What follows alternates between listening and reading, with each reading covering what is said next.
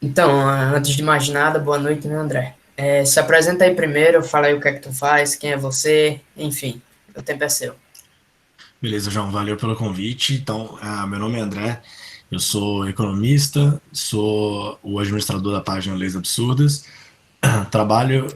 Moro na verdade aqui na Austrália há 3 anos e meio, e foi justamente quando eu mudei para cá que eu comecei a página Leis Absurdas. Basicamente, eu trabalho aqui na área de educação, mas na parte de vendas e marketing de um grupo de educação aqui da Bolsa de Valores. E estamos aí, uma dos meus outros projetos, né, fora do trabalho aqui principal é mostrar um pouco mais sobre como é que a economia funciona e levar esse tipo de conhecimento para as pessoas. E eu tento fazer isso através da página e também do meu curso online. E também através de alguns outros eventos, como esse, por exemplo, ou alguns outros eventos online ou presenciais que acontecem. Beleza, então, para a gente começar, vai ser aqui um estilo entrevista. Eu separei algumas perguntas, inicialmente mais sobre como essas legislações interferem na vida pessoal, individual da pessoa, e outras mais como a economia como um todo, né? Mas antes eu queria Beleza. só ter uma curiosidade tua, que é qual foi o intuito quando você fez a página, quando você criou essa página, Leis Absurdas? O que é que você queria passar? Qual foi a ideia central? A ideia, na realidade, é porque esse tipo de conteúdo por exemplo, sobre as consequências das leis mais absurdas, mais idiotas que às vezes estavam ainda em proposição na época, é que eu já comentava disso com meus amigos, principalmente com o pessoal que eu trabalhava, que eram os meus sócios na época lá, que eu tinha um escritório no Brasil. E na época nem o Instagram era muito assim como é hoje, então era mais o Facebook do que o Instagram. E eu postava algumas coisas no Facebook, mas se vocês já tiveram essa experiência e vocês sabem que não é a coisa mais agradável do mundo, porque todo mundo tem vários amigos que tem uma ideologia completamente diferente, família principalmente. Sim, Então acabava virando aquela treta lá no Facebook e eu falei, cara, não tô muito afim não é pra isso que eu quero. Não, minha ideia não é causar a treta.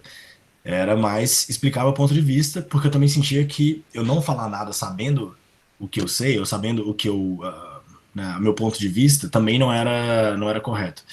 Então eu falei, vou criar um veículo que eu possa falar isso sem causar esse tanto de desavença e discórdia na família e com os amigos.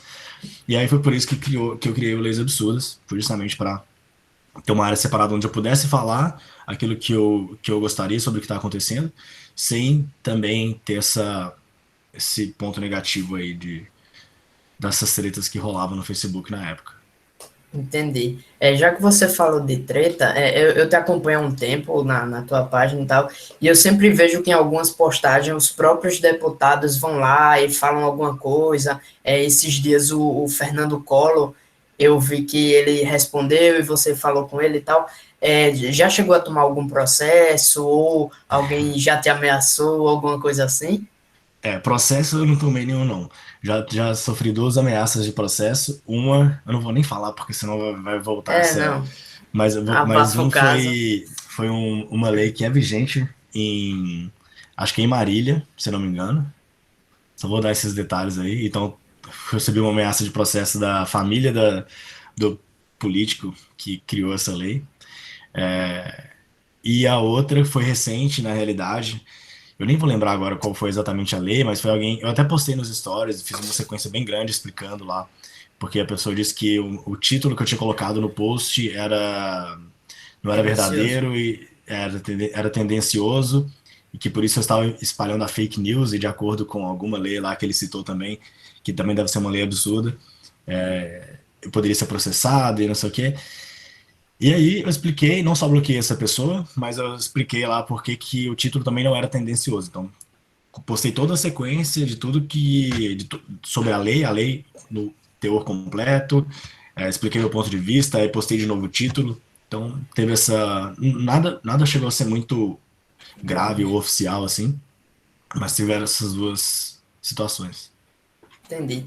E aí, tem algum top 3 de leis absurdas aí a teu critério? Lá na página Cara, tem um monte. tem muita.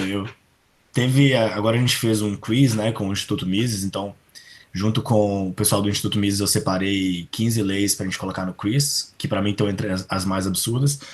Eu sempre penso, porque é a primeira que vem na minha cabeça, porque para mim é uma das leis mais absurdas, porque mostra como é que o Estado ele quer controlar até pequenas atitudes do indivíduo, que é a lei em São Paulo, que é vigente, inclusive, que fala que você não pode comer lei com a gema mole. Então, assim, para mim é uma lei que se eu Comer falasse que era de ovo. zoeira, todo mundo ia acreditar, né? Comer, ovo com a gema mole é proibido. E não, ela não só não é zoeira, como ela tá vigente nesse exato momento. Então, pra mim é uma top 3 dessa lei aí, sempre vai ser. Show. Agora eu vou começar com mais algumas perguntas mais importantes, e aí eu vou só olhar aqui minha colinha, que é Vai sobre o lá. decreto de lei número 4657 de 1942. Lá no artigo 3 tem assim: ninguém se escusa de cumprir a lei alegando que não a conhece. E aí eu trago até uma dualidade, porque a gente tem uma infinidade de leis, eu Sim, não tenho muita ideia de quantas leis vigentes em todos os âmbitos, civil, tributário, enfim, a gente tem aqui no Brasil, mas tendo esse decreto, tendo esse artigo 3, não tem uma certa contradição aí, como é que o cidadão, ele vai, eu acho que é praticamente impossível você viver no Brasil sem cometer algum tipo de lei com essa quantidade absurda que a gente tem. Fala aí sim. um pouco mais a respeito disso. Eu escrevi um artigo com esse título em 2017, que é chamado A Contradição da Lei. Na época eu escrevi para o Instituto Liberal de Minas Gerais, falando justamente isso, que a gente tem uma quantidade de leis extremamente absurda, e ao mesmo tempo a gente tem uma dessas leis, ela fala que você não pode alegar desconhecimento da lei. Sendo que na realidade nem mesmo os especialistas e advogados têm total conhecimento e domínio sobre. Aí ó, alguém até mandou o link aí. Sim, Nem mesmo os especialistas têm total conhecimento sobre todas as leis, porque é impossível, né? Até porque novas leis vão sendo criadas diariamente. Então é literalmente impossível se você ser a par de todas as leis, né? Então o fato de alguém ao mesmo tempo criar centenas de leis diárias e te dizer que você não pode alegar que você não conhece nenhuma dessas leis, ou alguma dessas leis, é completamente contraditório, né? Não tem. É completamente impossível que as duas coisas ao mesmo tempo aconteçam, que você conheça todas as leis e que eles continuem criando centenas de leis diariamente. Então já é uma lei que contradiz a própria legislação. show. Eu vou abrir só a pergunta do Arley aqui, aproveitando. Ele falou, André, como é que você vê o impacto que a iniciativa com a página Leis Absurdas teve na visão que o brasileiro tem sobre as leis e sobre o Estado em geral? Eu vejo que muita gente que segue a página já tinha uma visão talvez um pouco mais liberal, mas algumas pessoas não. Então eu recebo relatos de pessoas que, sei lá, no começo eram haters e agora entendem o conteúdo da página.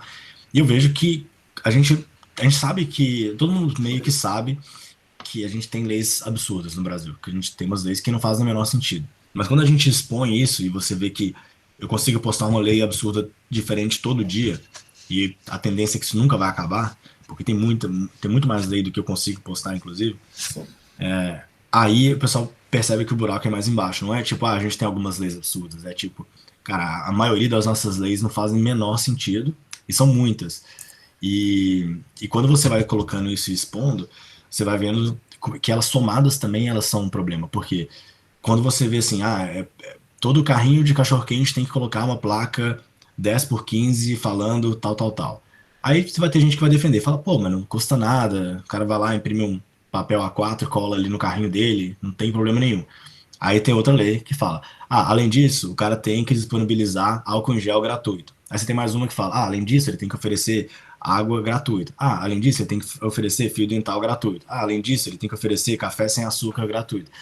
Assim, aí você vai somando essas leis, você vê que é impossível o cara cumprir tudo.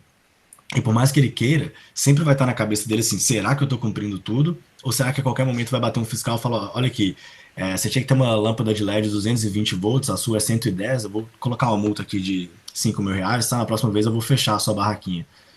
Então, o que você vai vendo é que por mais que a lei individualmente ela não seja absurda, por mais que ela interfira na propriedade, mas talvez ela não seja absurda, não seja o nome correto, né? Ela só é uma lei estúpida, mas se você tem várias leizinhas estúpidas somadas, aí você tem um sistema de leis que o cara não consegue cumprir mais. Ou que o cara sempre vai estar com medo de não estar fazendo o suficiente e tá ainda correndo o risco de ter o seu negócio fechado, ou tomar uma multa, ou algo do tipo. Então, acho que a página é importante nisso porque ela mostra não só individualmente como as leis são absurdas, mas o conjunto, né, o volume, de tanto que isso é grande quando a gente coloca em perspectiva. Se eu não me engano, eu já postei mais de 600 leis e projetos de leis.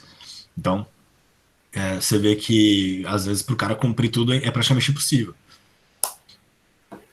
Até porque tem, tipo, pela sua própria página foi que eu comecei a ver a quantidade de leis absurdas que tinha. Eu, particularmente, vi algumas, tipo, você ser obrigado a votar, por exemplo, esse tipo de coisa que afeta a liberdade do indivíduo, mas eu comecei a ver outras mais absurdas ainda. É o caso, eu não lembro o estado, mas é uma lei que tinha ensinando o jeito certo de fazer o sanduíche Bauru. Até hoje Sim. eu me pergunto por que o cara, um deputado, criaria esse tipo de lei e colocaria para votação no Senado. Não faz o menor sentido você ter esse tipo de interferência, o que dificulta o comércio também dos próprios donos de lanchonetes e tudo mais. Sim. Mas, fora essas consequências mais padrões, quais outras consequências você consegue ver na perspectiva de liberdade do indivíduo? Que esse tipo de lei afeta o próprio indivíduo e a sua convivência em sociedade como um todo? Você tem várias leis que elas inibem a liberdade, então elas te proíbem de fazer alguma coisa. E como eu disse outro dia também, as próprias leis que, ou elas são leis que já de fato proíbem, então elas te proíbem de fazer tal coisa, te proíbem de abrir tal estabelecimento, te proíbem de não sei o que, de alguma coisa, né? Então elas são leis proibitivas. Mas você também tem as leis que te obrigam a fazer algo e que no fundo são leis proibitivas. Por exemplo, a gente tinha um projeto de lei que queria que cada estabelecimento comercial tivesse um vendedor ou um atendente formado em Libras, que é a língua brasileira de sinais. Sim. Então, ela obrigava isso, mas na realidade é uma lei que proíbe também, porque ela te fala o seguinte: você não pode abrir o seu estabelecimento comercial se você não tiver alguém que é formado em Libras ali dentro. Né? Aí você tem outras leis que falam: você é obrigado a ter um banheiro masculino e um banheiro feminino para os seus clientes a partir de um certo número de funcionários. Né? Então, ela também te fala: você não pode ter o seu negócio a não ser que você crie um banheiro para masculino, um banheiro feminino. E às vezes eu recebo relatos também no meu inbox de pessoas dizendo: olha, meu local de trabalho é um local de trabalho em que as pessoas, sei lá, passam muito pouco tempo. Eu tive que construir às vezes o local de trabalho é super pequeno, uma área mínima, assim, que a pessoa precisava. E ainda assim, dentro dessa área, ela precisou construir um banheiro feminino, um banheiro masculino, que ninguém usa, só porque ela precisava cumprir essa lei, porque, de novo, é uma lei que te proíbe de ter o seu negócio se você não tiver um banheiro feminino e um banheiro masculino. Então, a lei não ajudou em nada. Ela reduziu o espaço que a pessoa tinha disponível. Nenhum dos funcionários usa o banheiro, porque às vezes você está num centro comercial que tem outros banheiros ali melhores, né, ao redor, enfim. É uma lei que só atrapalha, né? E que atrapalha a liberdade da pessoa de criar aquilo que ela gostaria, que gera uma burocracia que não precisava, gera custos que não precisava e que na realidade só piora o atendimento, porque uma loja, por exemplo, de 30 metros quadrados que você precisa construir dois banheiros, cara, assim, o banheiro não vai ser de qualidade e a loja vai perder grande parte do espaço dela. Então, assim, Exato. são leis que as consequências que elas geram são extremamente ruins. Eu abri aqui o artigo que você fez lá no Instituto Liberal de Minas Gerais e eu vi um dado que do IBPT, que é o Instituto Brasileiro de Planejamento e Tributação, e desde a Constituição Federal de 88, o Brasil já editou e publicou mais de 5,4 milhões de texto normativo, o que é um dado muito grande. E além de todas essas leis que você falou, no sentido de criação, tem o fato de haver as mudanças das próprias leis. Então, você tem uma lei e aí ela muda, gera uma outra norma, aí é um novo estudo em cima daquilo que foi mudado. Tudo isso interfere não só no indivíduo, como você acabou até já falando sobre a economia, né, sobre a burocracia no estabelecimento. Você acha que isso impacta diretamente na geração de empregos, por exemplo? Com certeza. E esses dados de 5,4 milhões foi em 2017, foi quando eu escrevi esse artigo. Sim, Então, se a gente colocar aí em números atuais, eu não sei quanto vai dar, mas com certeza em 3 anos muita coisa aconteceu de criação de novas leis e revogação de leis e mudanças, né, alterações, e decretos, etc. Provavelmente a gente deve estar passando aí de 6 milhões, imagino eu. Mas enfim, com certeza são esse tipo de lei ou esse tipo de pequenas coisas, né, leis e decretos que a gente tem no Brasil que burocratizam o nosso sistema econômico e nosso comércio, certamente afetam a geração de empregos, porque é o seguinte, quando você inicia o seu empreendimento, seu negócio, quando você começa, que seja uma nova loja, um restaurante, etc., você tem ali um orçamento limitado, né? Ninguém tem dinheiro infinito para poder contratar todos os funcionários que gostaria, ou ter uma loja do tamanho que gostaria, um estoque do tamanho do mundo. Então a gente sempre tem recursos limitados. Então a gente vai ter que fazer o melhor uso desses recursos dentro do possível, certo? Então quanto mais burocracia você coloca, mais esses recursos vão sendo direcionados para coisas que não trazem produtividade e menos eles vão ser direcionados para coisas que de fato trazem produtividade. Então quando você tem, por exemplo, uma lei, vou falar 3 leis aqui que são vigentes, elas não são no mesmo estado, mas imagina que elas fossem no mesmo estado, tá? tá. Você abre um restaurante, você precisa oferecer água gratuita, você precisa oferecer fio dental gratuito e você precisa ter sempre disponível café sem açúcar. São três leis. Então, assim, eu tenho o meu recurso como empreendedor, certo? Agora eu vou ter que, parte do meu tempo e parte do meu recurso, eu vou ter que estar fiscalizando, não é nem a questão do custo, quanto custa um fio dental, quanto custa um café sem açúcar, mas eu vou ter que ficar fiscalizando e tendo certeza que sempre e a todo momento existe fio dental disponível ali no banheiro, ninguém levou para casa, ninguém roubou, ou ninguém utilizou todo e eu fiquei Sim. sem o fio dental. Mesma coisa com o café, eu vou ter que ter certeza que a todo momento eu tenho café sem açúcar disponível ali para quem quiser. Então, você começa a direcionar seus recursos, sua atenção, seu tempo e seu dinheiro para coisas que não te trazem nenhum retorno. Se o cara não tivesse esse tipo de burocracia, e nós estamos falando aqui de burocracia mínima, tá? Porque você tem burocracias tributárias, que aí já começa a ser muito mais complexo. Você tem leis que impedem a produtividade, a automação, por exemplo, como leis que impedem o autoatendimento, o autosserviço, né? Que gerariam muito mais produtividade e que no fim gerariam mais emprego, por mais contrassenso que possa parecer. São leis que gerariam mais emprego, porque uma vez que você tem mais produtividade, você consegue focar em crescer o seu negócio, certo? Então, se você fica ali parado e parte do seu dia você está pensando se você tem fio dental ou não, ou se você está com a plaquinha em dia ou não, você não consegue direcionar os seus recursos para o crescimento da sua empresa, né, que é o que geraria mais empregos. Além disso, uma das coisas que eu sempre falo também não existe facilidade de contratação se não existe facilidade de demissão. Tá? Você não vai conseguir facilitar a contratação de pessoas se você dificulta a demissão de pessoas. Não tem jeito. Se eu te falo assim, ó, uma vez que você contrate o João, você praticamente nunca mais vai poder demitir. Ou se você decidir demitir, você vai ter um custo enorme. Eu vou ter que pensar, assim, 50 vezes antes de contratar o João, certo? Enquanto que em alguns países onde você tem facilidade de demissão, normalmente você demonstra interesse num trabalho num dia, faz a entrevista no outro, no terceiro dia você já está dentro da empresa trabalhando. No Brasil você tem processos seletivos que demoram 6 meses. Eu tenho certeza que todo mundo aqui que já participou de um processo seletivo Sim. já participou de algum que demorou, sei lá, 3 meses, 6 meses, um ano. Assim, isso é ridículo, isso é um absurdo. Então a gente também não vai ter facilidade de contratação enquanto a gente não tiver livre mercado, que também inclui a facilidade de demissão. Se o cara não está fazendo um bom trabalho, ou se de repente acontecer uma crise igual o coronavírus. Às vezes você tem 10 funcionários, você vai precisar só de 9 agora. Então você precisa demitir alguém.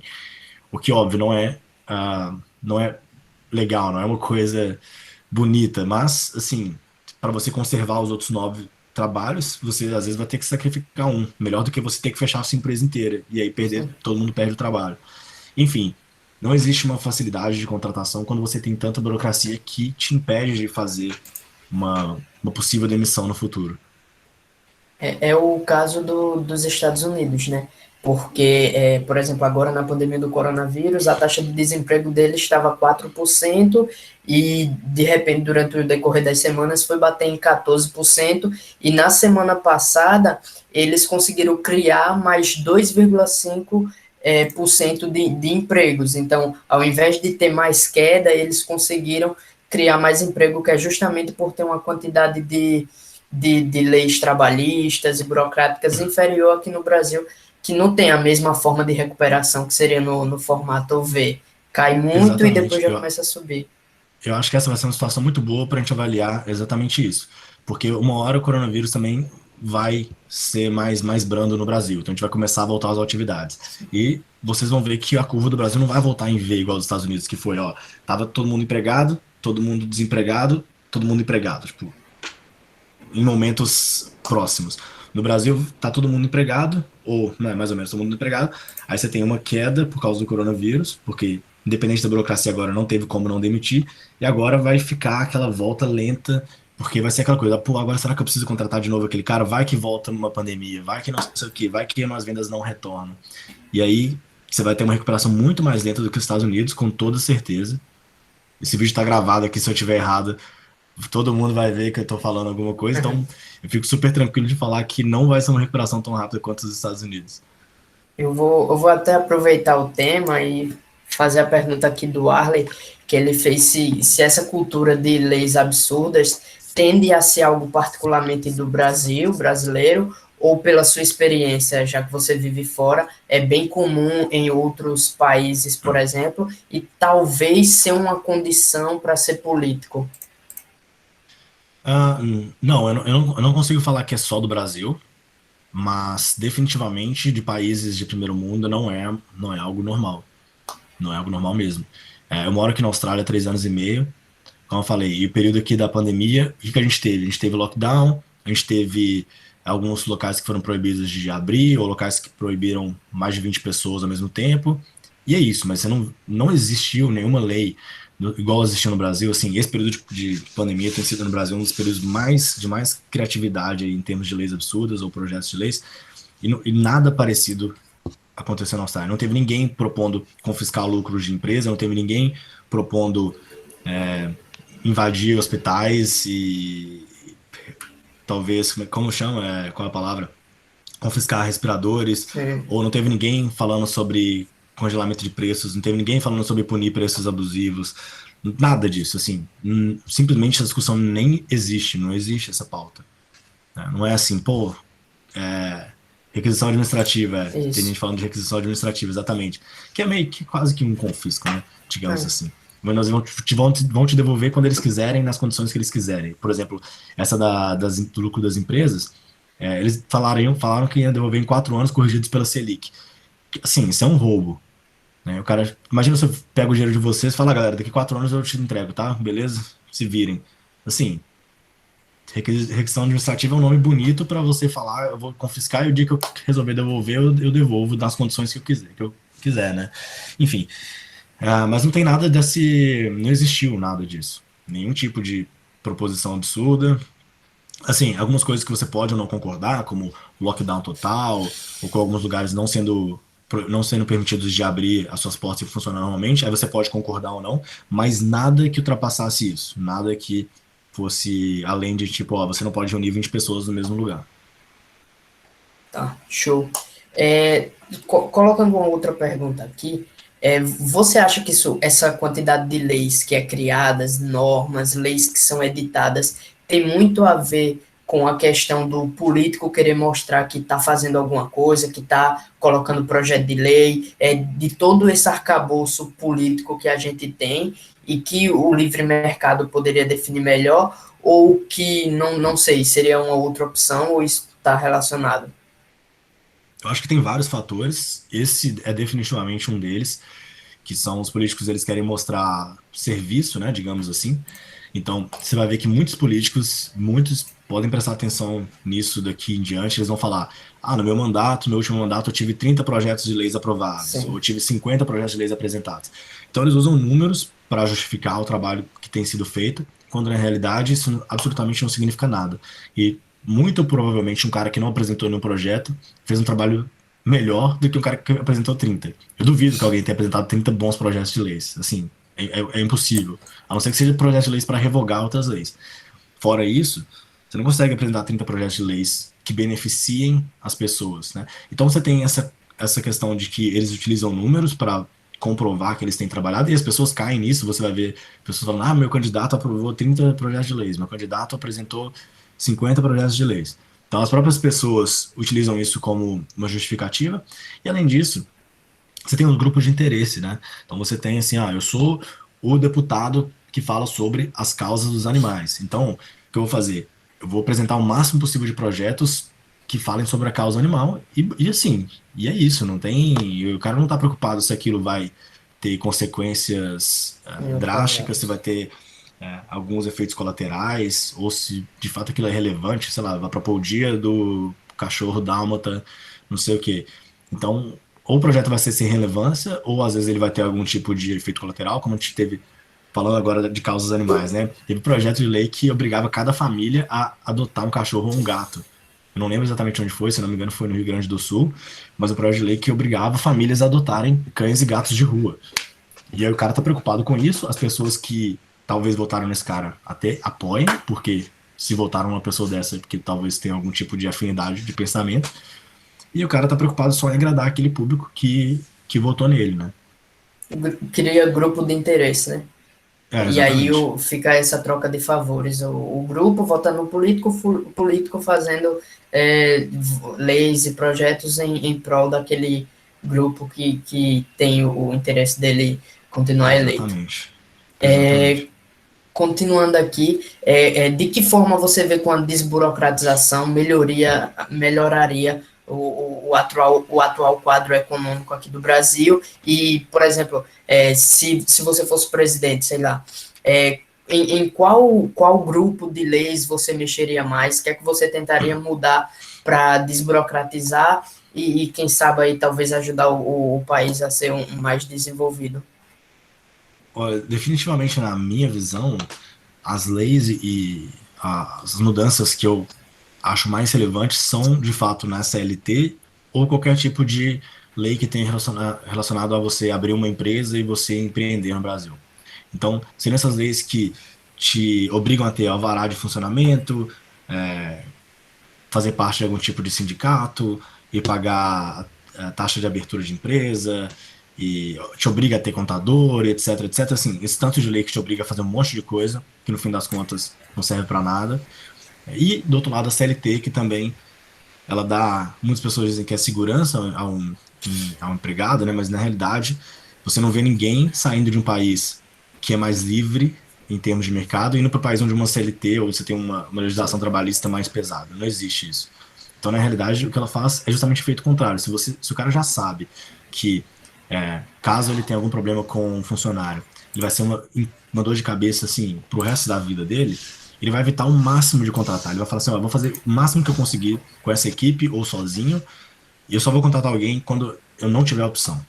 Porque a dor de cabeça que ele vai ter é muito grande. Sem contar os custos, né? O cara vai pagar um salário mínimo pro funcionário dele, e na realidade o cara vai ter que render no mínimo dois, porque ele tá pagando mais um salário mínimo de imposto pro governo. Então o cara tá pagando R$ 1.000 pro funcionário, e o funcionário, na verdade, precisa trazer de retorno mais de R$ 2.000 para fazer algum sentido ele ser contratado pela empresa. Então você está exigindo também do funcionário uma produtividade absurda, né? Que muitas vezes o cara não consegue entregar e por isso ele não é contratado.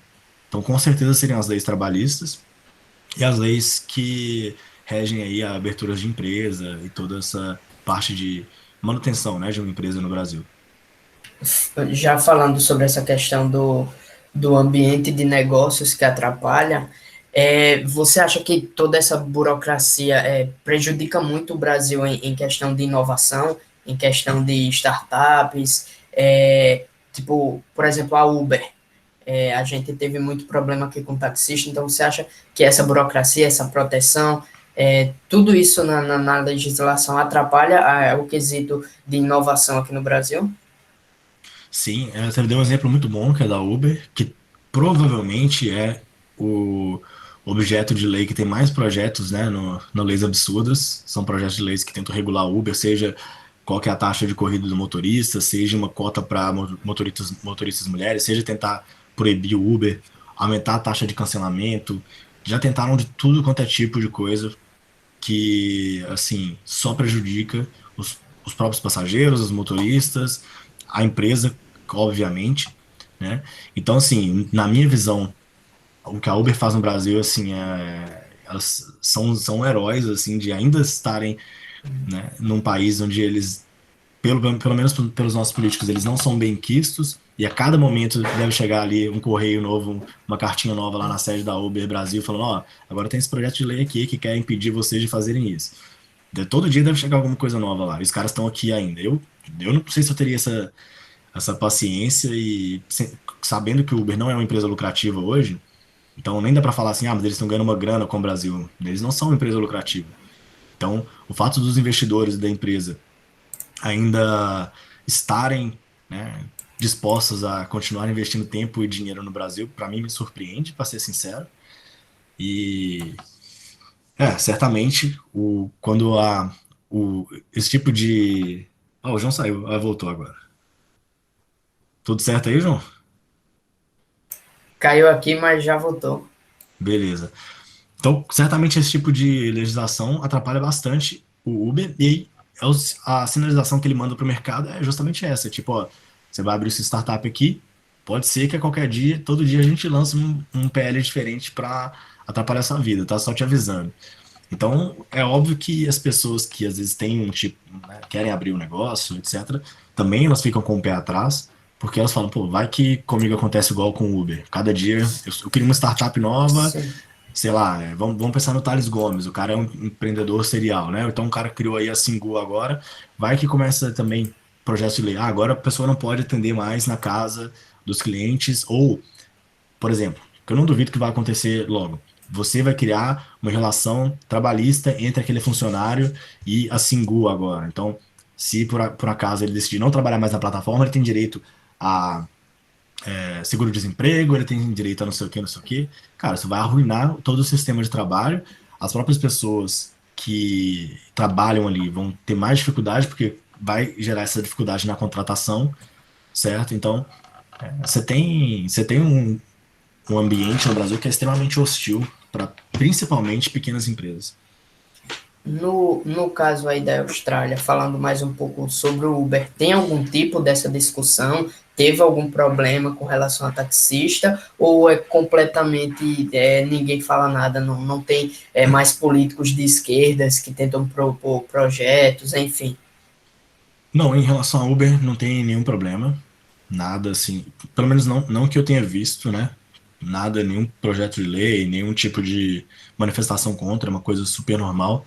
Apesar de que existem alguns países de primeiro mundo em que isso existe, né? Por exemplo, na Noruega, Uber é proibido. Então, não necessariamente porque é um país de primeiro mundo que também tudo vai estar lindo e perfeito. A gente tem Sim. algumas sociedades aí em países de primeiro mundo também.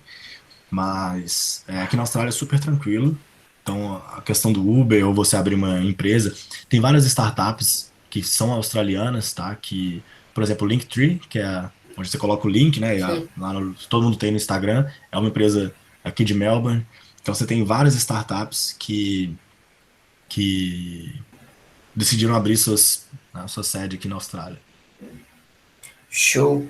Eu tenho mais uma sobre a Austrália, que é se você tem aí alguma lei absurda aí da Austrália que você gostaria de compartilhar. Tem, claro. Ó, uma lei vigente aqui na Austrália, que eu já quebrei algumas vezes. Que você não pode. É no meu estado, não é da Austrália inteira.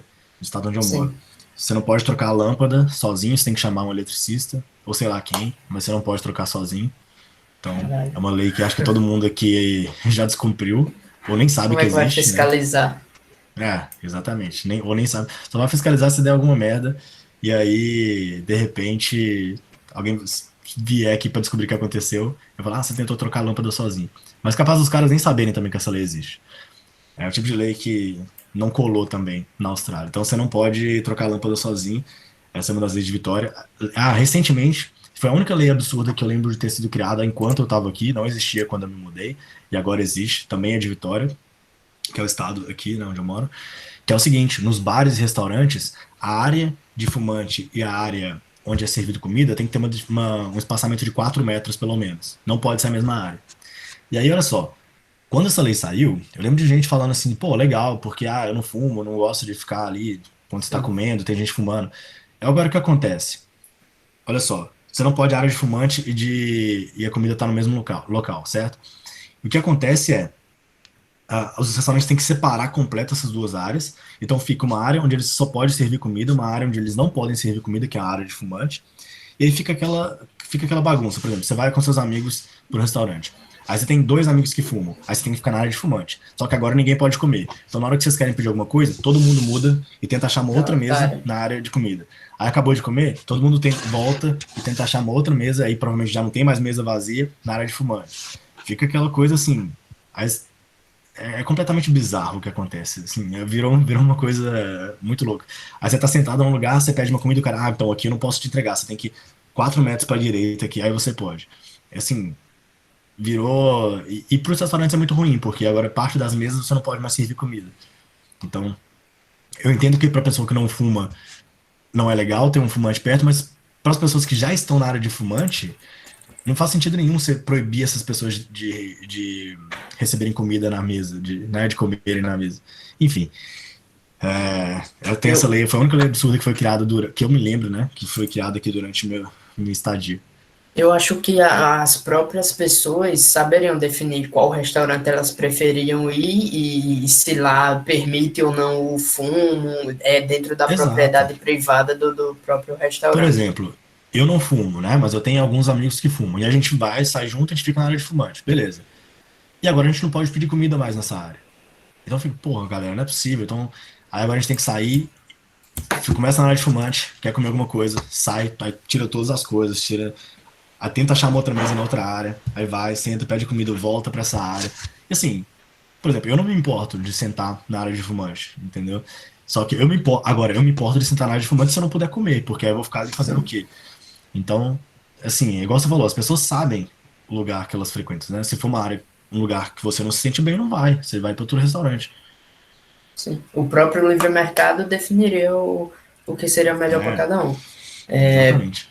Continuando aqui, você acha que Bill Gates e Steve Jobs, caso eles morassem aqui no Brasil, se eles conseguiriam ter se desenvolvido, criado Microsoft e Apple, e elas terem se tornado o que é hoje, ou você acha que é algo impossível? Velho, é difícil dizer isso, porque seria. É difícil, não dá pra saber como seria ou como não seria. Agora, eu certamente acho que eles teriam muito mais dificuldade, né? O Bill Gates começou ali a Apple na garagem da casa dele, e provavelmente no Brasil ele teria levado alguma multa, algum fiscal bateria lá e falar: Ó, você não tem, esse local de trabalho não tá adequado para você criar uma empresa, tá? Então tá aqui sua multa, alguma coisa do tipo. Então, mais dificuldades com certeza eles teriam. Eu acho que pela capacidade deles, eles provavelmente teriam sucesso, mas é uma coisa impossível de saber. Mas que mais dificuldades eles teriam, isso sem dúvida alguma, sem dúvida alguma.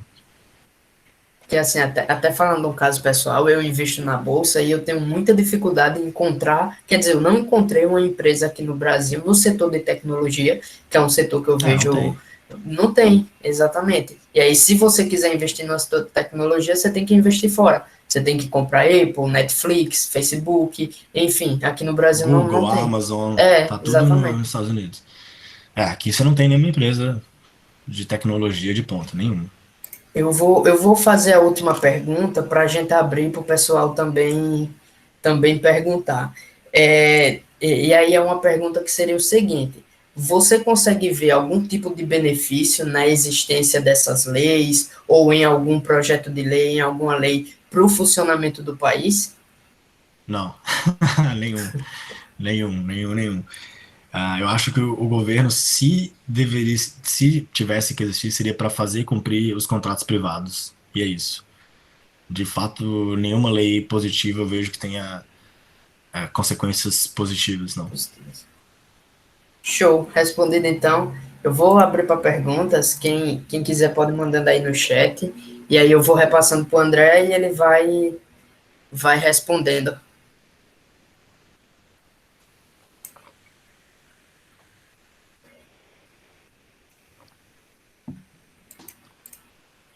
Tenho visto aqui um comentário que era mandando você dar uma pisa no Randolph. Cara, o Randolph, eu não posso, porque ele é o cara que mais me produz conteúdo. É Então verdade. ele é importante. É tipo o Coringa e o Batman, velho. Se não tiver o Coringa, o Batman vai fazer o É, quê? não, Vai ficar é ali verdade. dando rolê de Batmóvel.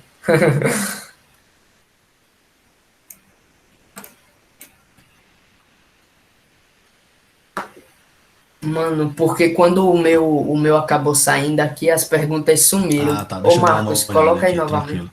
É uma do Marcos aí.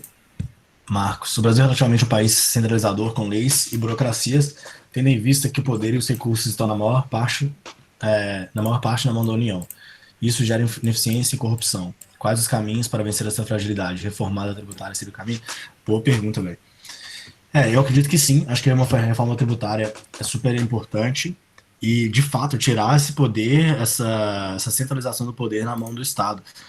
Isso, na verdade, olha só, nem é só uma questão econômica, é uma questão também, assim, lógica, tá? Para quem já leu, é um dos caras que é um dos meus autores favoritos, que é o Nassim Nicholas Taleb.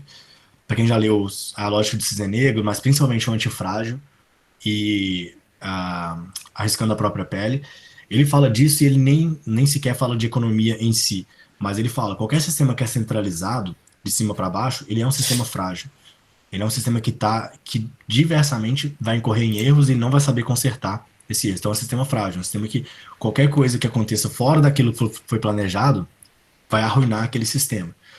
Ao passo que um sistema que é descentralizado, algumas mudanças que vão acontecer podem causar algum impacto, mas você consegue se adaptar a isso e se tornar ou robusto, né? Ou seja, você consegue manter a sua robustez, ou você consegue até se tornar antifrágil, que significa que as mudanças que vão acontecer vão te tornar mais fortes. Isso jamais vai acontecer no sistema centralizado. Que é justamente isso. Você tem um sistema. O Brasil tem mais de 200 milhões de pessoas, né, de habitantes. Então você tem um sistema de pouquíssimas pessoas dizendo: olha, todo mundo do Oiapoque ao Chuí vai seguir essas leis dessa forma e vocês vão agir dessa forma, porque a gente acredita que o mercado funciona assim. Aí você tem uma mudança no mercado, mínima que seja, e pronto, aquilo que você tinha planejado não acontece conforme planejado, e você não pode mudar. Porque agora, para você mudar aquilo, você precisa de mudar uma lei nacional, que assim, não vai acontecer em menos de alguns anos, certo? A gente tem, por exemplo, o MEC, que é o Ministério da Educação. Educação, que ele decide o que pode e o que não pode ser estudado, como é que você tem que organizar a sua escola, a sua faculdade, etc. E a gente sabe o tanto que isso está ultrapassado, certo? Então, principalmente agora no coronavírus, que a gente vê que, olha só, a gente consegue estudar online, a gente consegue fazer coisas, né, de maneiras diferentes. E você não pode fazer isso pelo Mac. Então é um sistema centralizado que fala, olha, a gente acredita que a educação tem que ser feita dessa forma, com essas matérias, e dessa forma. E uma mudança que aconteça no mundo, pronto, aquele planejamento seu foi por água abaixo. E se você tivesse um sistema descentralizado que falasse assim, olha, cada um vai aí decidir a sua faculdade, se você quer que seja online, se você quer que seja em tempo integral, se você quer que seja presencial, se você quer que seja meio período, se você quer que seja mais experiência do que dentro de sala de aula, você vai decidir como é que vai ser. Aqueles que estiverem mais adaptados ao ambiente que a gente vive vão sobreviver, e aqueles que estiverem tendo uma aula de uma maneira ultrapassada não vão sobreviver, né? Então você vai ter os mais antifrágeis sendo selecionados pela natureza, digamos assim. Quando um sistema centralizado, não adianta. Então, justamente isso. Quando você tem um sistema centralizado, você tem ineficiência e isso acaba até gerando corrupção também.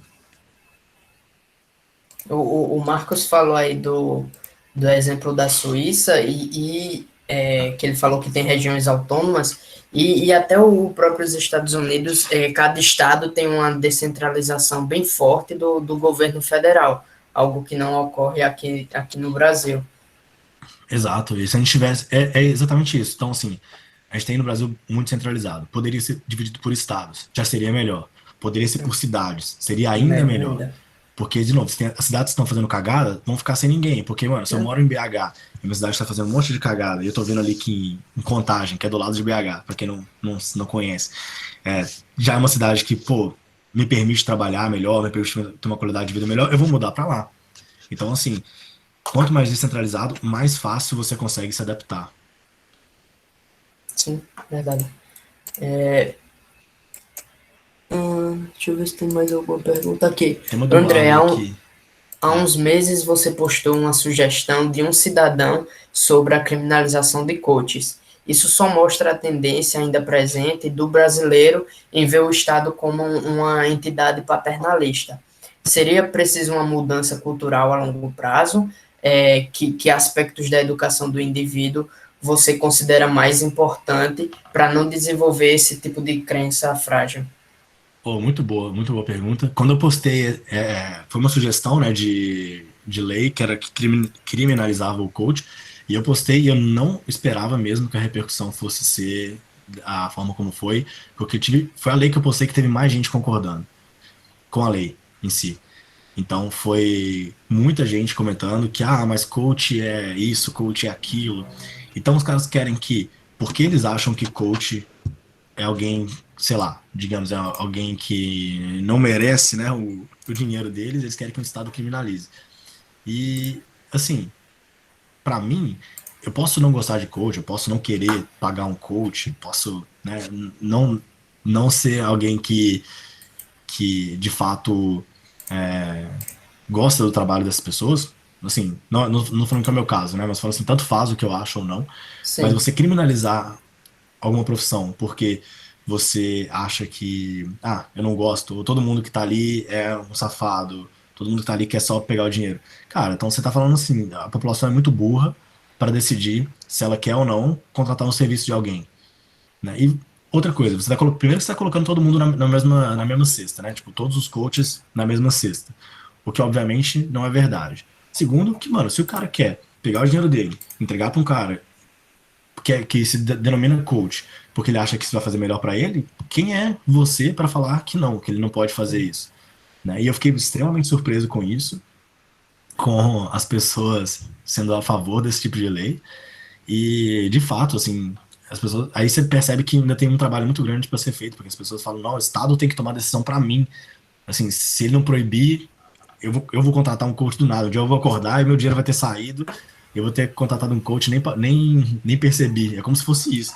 Ou então eles estão falando isso para muitas pessoas, né? Do tipo, eu sou super esperto, mas eu sei que tem gente burra que vai cair nesse esquema, então o Estado tem que proibir. Então, aí basicamente você está falando assim: você é o único iluminado que consegue pensar por conta própria e o resto das pessoas é um bando de otário. Então não tem escapatória disso. Eu tava relendo agora o livro A Lei de Bastiat, ele fala muito disso já, também é um livro de 200 anos atrás, mas ele fala, sim. ou você tá falando então que você é o único iluminado que consegue tomar decisões por conta própria, né? Ou, por exemplo, pior ainda nesse caso, o governo é o iluminado que sabe decidir se o coach é bom ou não. Aí você tem um governo o governo vai saber decidir se isso é bom ou se isso é ruim. Todas as outras pessoas que por algum motivo não foram eleitas ou não fazem parte de um prédio ali que fica em Brasília são burras. Elas não conseguem. Se você não estiver dentro daquele prédio em Brasília, você não consegue pensar por conta própria. Quando você estiver ali dentro, aí você consegue entender se aquilo é bom ou ruim. Eu acho que nesse caso a gente precisa, continuando a pergunta, né? Como é que a gente faz em relação ao aspecto da educação? Eu acho que a gente precisa realmente mostrar que, cara, você sabe que políticos são só seres humanos, que antes de ser político esse cara ali, sei lá o que ele era. Ele era Exatamente. taxista, ele era um padeiro, ele era um empresário, ele era um jornalista, ele era um palhaço da televisão, sei lá, sabe que esse cara ali é só uma pessoa também? Ele só tá ali dentro porque, sei lá, alguém apertou um botão ali que tinha o número dele, deu o confirma e esse cara apareceu ali dentro. Uma pessoa igual você. Como é que você acha que ele tem a capacidade de decidir o que é bom, o que é ruim, e você não tem, ou seu vizinho não tem? Assim, você tem. Para as pessoas pararem de idolatrar o político no sentido de que, não, o Estado sabe o que ele tá fazendo. E começar a entender que, mano, o Estado são só pessoas. E a galera que tá ali hoje, em 2024, não vai estar ali mais. Então, o cara que você tá colocando hoje, falando, esse cara vai decidir o que é bom pra minha vida, daqui a 4 anos ele tá, sei lá, cuidando da fazenda dele, lá no interior do Mato Grosso, nem sabe mais o que tá acontecendo. E você acha que pelo fato de ele ter passado 4 anos ali em Brasília, ele consegue decidir para sua vida o que que é bom, o que é ruim, assim, porque acho que a gente tem que quebrar esse paradigma, né, de que os políticos têm alguma noção do que eles estão fazendo e o resto das pessoas não tem. Exatamente. Quando você falou, até me veio na cabeça o exemplo do FGTS, que os políticos, quando criaram o FGTS, acham que julga melhor o que fazer com o dinheiro do cidadão do que o próprio cidadão, onde o FGTS rende menos do que a própria poupança. Enfim. Exatamente. Aí tem mais uma pergunta aqui do David, que ele pergunta como é o ensino aí na Austrália, que ele ouviu dizer que o aluno assistia ou podia assistir a aula em casa e fazer prova na universidade. Então, em termos de universidade, é um pouco assim mesmo. Eu não sei como é que é o ensino médio e fundamental aqui direito, mas eu fiz meu mestrado aqui, e aí era bem isso. Você podia assistir aula ou não. Você podia, se quisesse, em casa, só ler material. E eu tive aulas online também, nesse tempo. Depois você ia lá. Na verdade, nem precisava fazer a prova na universidade. Você faz a prova em casa mesmo. E só faz o upload dela na internet. Porque normalmente era artigos que eu tinha que escrever. Pelo menos no meu caso, né? Eu não sei falar todos os. Por exemplo, eu não sei um bacharelado como é que seria. Mas na parte do MBA, você poderia ir na aula ou não. Era seu critério. Você recebia todo o material que você quisesse estudar só de casa. E para fazer as provas, você recebia o que você dava fazer, fazia em casa, tinha a data para fazer o upload de volta no site da universidade, você fazia. Eles têm um sistema online que vê se você plagiou de alguém ou não. Então você colocou lá, subiu o seu arquivo, automaticamente aparece, ó, você tem 30% de plágio. Você já tinha que tirar ali e refazer. Então, automaticamente o sistema já te falava se tinha plágio ou não. Se tivesse, você já falava assim, ó, você tem mais uma chance de submeter. Se tiver plágio de novo, já é zero. Então, aí você tinha que tirar seu arquivo de lá, reescrever, fazer alguma alteração, subir de novo, e aí só tinha 2 chances. E é isso, aí o pessoal corrigia de lá. Eu tive matérias que eu nunca fui na aula, porque eu fazia online. Sim. Até aproveitando que o pessoal está falou muito de educação, você acha que aqui no Brasil um dos grandes problemas é justamente como está formulado o MEC, a grade curricular, principalmente do ensino básico, porque meio que não há uma diferenciação de aluno. Todo mundo é do mesmo jeito, aprendendo da mesma forma. Você não tem, por exemplo, uma pessoa que desde o ensino básico já começa ali na programação e com 13, 12 anos, e quando chega a 18 consegue montar uma startup de tecnologia, por Pô, exemplo, total. justamente por ter essa padronização. Seria muito disso? Total, assim, nos Estados Unidos primeiro, eu não sei, de novo, na Austrália eu não conheço tanto o ensino médio e fundamental, mas nos Estados Unidos você tem noções de economia durante o ensino fundamental e médio, coisa que a gente não tem, você tem matérias muito mais práticas. Segundo, vamos supor, eu sou um cara que sempre me destaquei na matemática, ou eu sou um cara que sempre me destaquei na química ou em programação.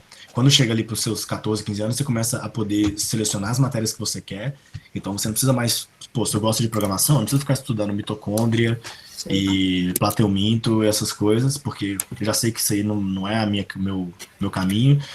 E você começa a focar naquilo que você é bom, e quando você sai, você consegue fazer alguma coisa de importante para a sociedade. Tanto que quando a galera sai da escola, isso acontece também aqui na Austrália, o pessoal não sai direto para a faculdade e vai, tipo, com 18 anos já direto na faculdade, senão você não consegue um emprego.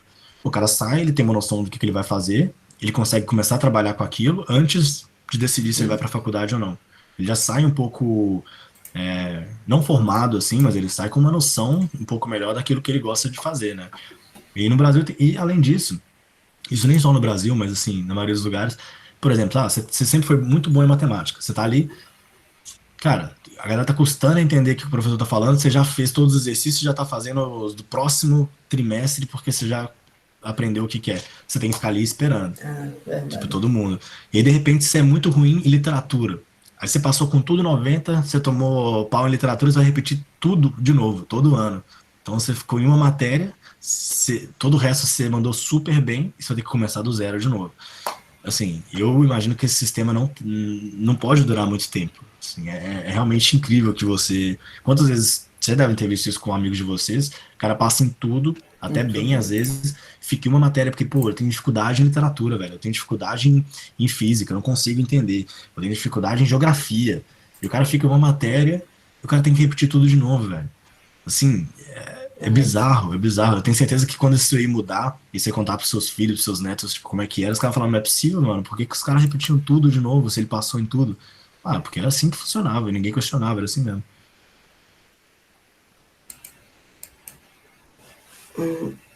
Deixa eu só lendo aqui o que o David falou.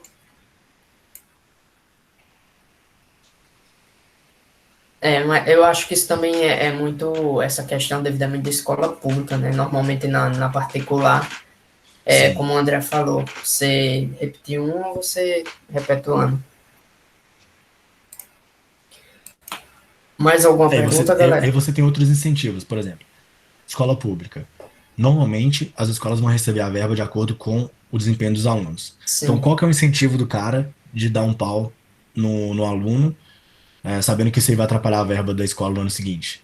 Então, as pessoas funcionam por incentivo. Então, aí você tem outro problema. Não é o cara repetindo tudo. É o cara que às vezes não sabe nada, chega lá o cara tá na oitava série, não sabe nem ler e escrever direito, porque se ele tomar pau, a escola vai perder a verba, porque vai soar como se a escola fosse ruim. Então, quanto mais aprovação o cara tiver, é como se a escola fosse melhor. Então, o incentivo que você dá é de que, pô, o cara tem que passar a qualquer custo. O cara forma na escola e não consegue escrever e ler direito, porque o incentivo que teve foi esse. Eu acho que eu li isso, foi em Freaks Economics.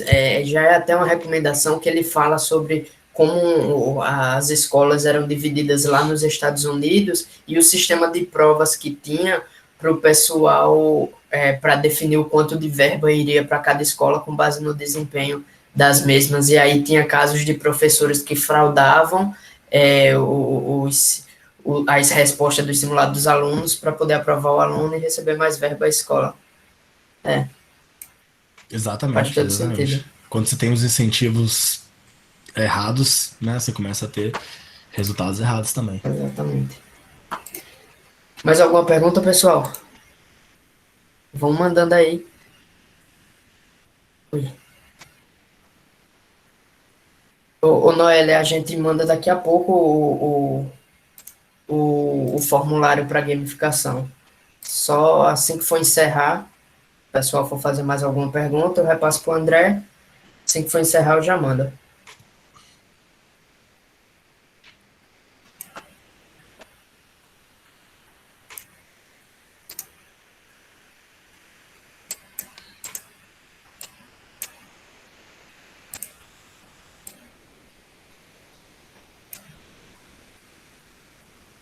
O, o, o Marcos falou algo interessante aí, que tinha uma experiência que foi realizada na favela da Índia, onde computadores com acesso à internet foram entregues a crianças e elas foram capazes de aprender determinada tarefa sem nunca ter tido nenhuma instrução formal a respeito do assunto.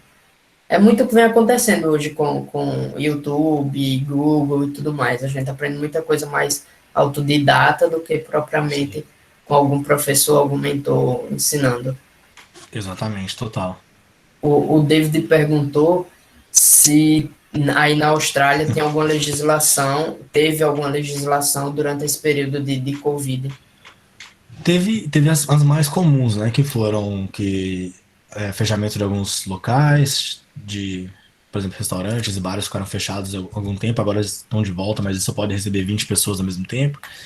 Sim, Basicamente foi isso, assim, alguns locais que não puderam funcionar de maneira presencial. Então, restaurantes e bares só podiam pro takeaway, né, que é o esqueci como, eu não sei como eu delivery. falo em português. É delivery, mas não é só delivery, mas quando você passa e você pega e leva embora. Ah, Tipo, tá. quando você Entendi. vai no McDonald's e você pega só Aham. aquele saquinho lá e leva embora. Então, esse aí podia funcionar. Mas, de resto, não teve nenhuma outra lei assim bizarra. Teve muito caso aí de Não, a coronavírus? gente tem. Foram total no país inteiro 102 mortes, desde o começo. E hoje, nesse Caramba. exato momento, casos ativos são 430. Mas no caso, durante todo o processo Ma- foi O pico lockdown ou que chegou foi de casos ativos foram 5.000 ao mesmo tempo. E agora são 430 no país inteiro. Então, assim, praticamente mas resolvido. A Nova Zelândia chegou a zero anteontem, já voltou à vida normal. A Austrália, bom, eu acredito que em mais um mês assim a gente chegue. Chegou a ter lockdown? Total não. Assim, total Não. não. Sempre teve assim, restaurantes não podem funcionar mais, a não ser que seja para delivery. E mas inclusive o transporte público continuou funcionando e etc. Sim. Eu vou, pessoal que é do SFL, eu vou mandar aqui o, o link do arquivo para gamificar. Só vocês estarem preenchendo. Alguém tem mais alguma pergunta? A gente já está com 1 hora e 5 minutos de webinário. Se alguém tiver aí, a hora é agora.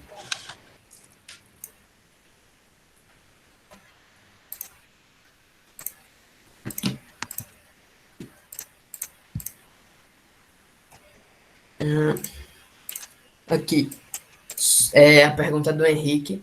Sobre essa lei contra fake news, você julgaria ela como lei absurda? Sim, 100%. Por quê? Porque é a mesma coisa do coach. Quem é que decide se é fake news ou não? Vai ser o Estado decidindo se é fake news ou não. Então, se ele falar assim, você. Por exemplo, teve aquele cara que me ameaçou porque ele disse que meu título era Tendencioso. tendencioso. Eu poderia muito bem ser processado por isso. E o cara falar: olha, seu título foi tendencioso, a gente considera isso como fake news, tá aqui seu processo. E aí, o que, que vai acontecer comigo? Eu falo: pô, então agora ou eu vou parar de postar, sinceramente, ou só vou postar assim, print de alguma coisa que eu pegar direto no Sim, Senado e vou deixar quieto, não vou falar nada. Porque qualquer vez que eu emitir minha opinião, eu tô sujeito a um cara falar: eu acho que a sua opinião é meio que fake news. Tá aqui seu boleto. Cara, pra mim, falando, eu, André, se eu tomo dois processos desses, eu desisto. Eu falo: pra mim deu. Eu não vou ficar aqui perdendo meu tempo pra, de repente, tomar processo a cada vez que eu postar alguma coisa nova.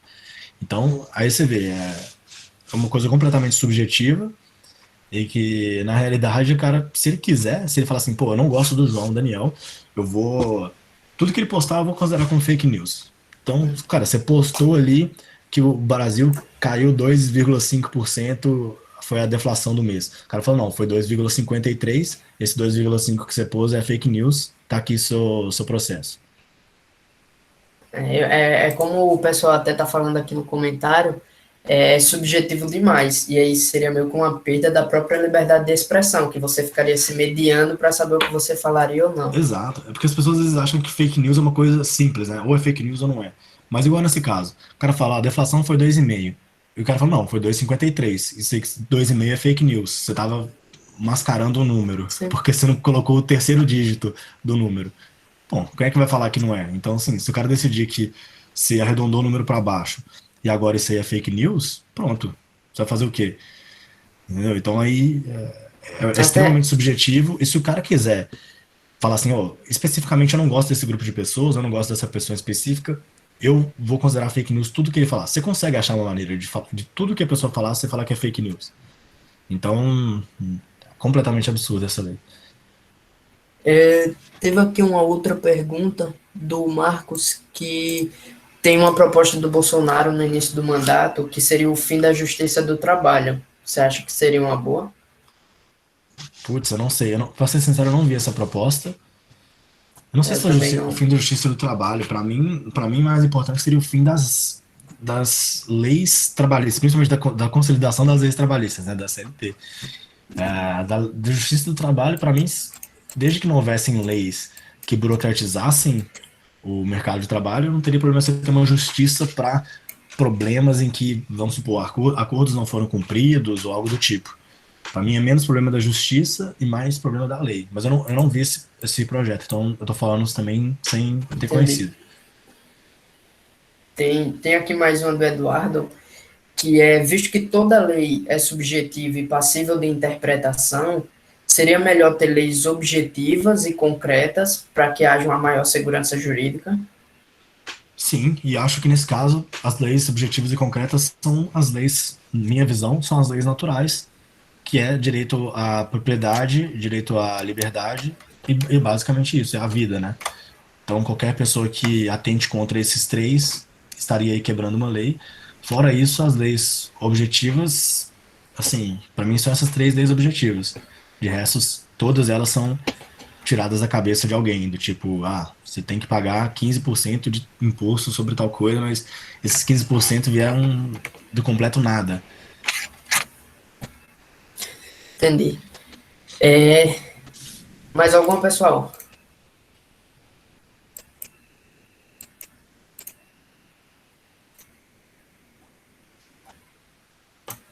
Eu acho que deu 1h10. Foi bem bom, na real, bem produtivo. Teve muita pergunta. Eu vou novamente deixar aí o link da gamificação para o pessoal do SFL. Só entrar e preencher as informações. André, valeu pela presença, por ter aceitado o convite. Valeu, galera. Pessoal que quiser seguir a página dele é @leisabsurdas. É bem boa também, por sinal. E eu acho que é isso. Mas quer falar alguma coisa? André, quer... Tô, tô vendo aqui os comentários. Cara, não, obrigado. Só quero agradecer aí, João, o pessoal do Students for Liberty, o pessoal do Prometheus aí. Obrigado pelo convite. E, bom, fica à disposição aí caso vocês queiram fazer algum outro evento, algo do tipo. Sou bastante fã do SFL, então a gente se fala aí no futuro. Fechado. E aí, só uns avisos finais. Sigam o Prometheus no Instagram e lá no YouTube também, que a gente vai estar subindo durante essa semana os webinários que vão acontecendo, inclusive o do André. Fechou? André, Valeu, valeu. galera. Boa noite para Nós. vocês. Valeu, boa noite.